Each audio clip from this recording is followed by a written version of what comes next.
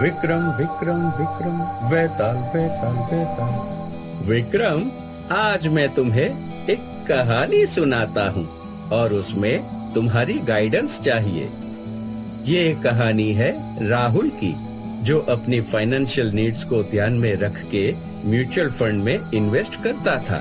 उसने mutual funds में एक एसआईपी की थी अपने बच्चों के एजुकेशन के लिए, दूसरी की थी अपनी बेटी की शादी के लिए और तीसरी की थी अपनी रिटायरमेंट के लिए। डिसीजन तो उसका बहुत अच्छा था, long term investment for fulfilling long term financial needs. Investment की वैल्यू जब बढ़ने लगी तब और कई फाइनेंशियल नीड्स खड़े हो गए।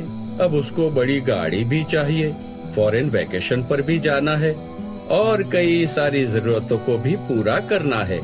इसीलिए वो अपनी एसआईपी की वैल्यू में से विड्रॉल करने का सोच रहा था।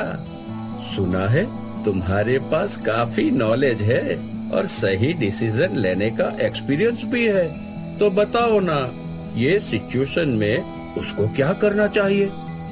अरे, जब एसआईपी अपनी स्पेसिफिक फाइनेंशियल नीड्स पूरी करने की है, तब उसी के लिए ही तो फंड का यूज होना चाहिए। अगर राहुल अपनी फाइनेंशियल नीड्स पूरी करने से पहले ही फंड से विड्रॉल करता है, तो वह उन फाइनेंशियल नीड्स को टाइम पर पूरी नहीं कर पाएगा। अपनी हर फाइनेंशियल नीड्स के लिए एक अलग एसआईपी करनी चाहिए और म्यूचुअल फंड डिस्ट्रीब्यूटर से गाइडेंस लेनी चाहिए। कोई एग्जाम्पल तो दो।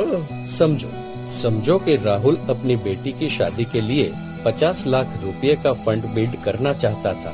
तो ये फंड बिल्ड करने के लिए राहुल ने 11,000 रुपए की मंथली एसआईपी स्टार्ट की 15 सालों के लिए।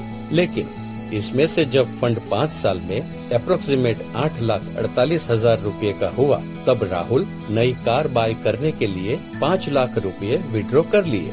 अब 10 सालों में वो सिर्फ अप्रोक्सीमेट 39,78,000 रुपए का फंड बिल्ड कर पाएगा। तो बेटी की शादी के लिए जो 50 लाख रुपए होना चाहिए था, वो अब बिल्ड ना हो पाएगा।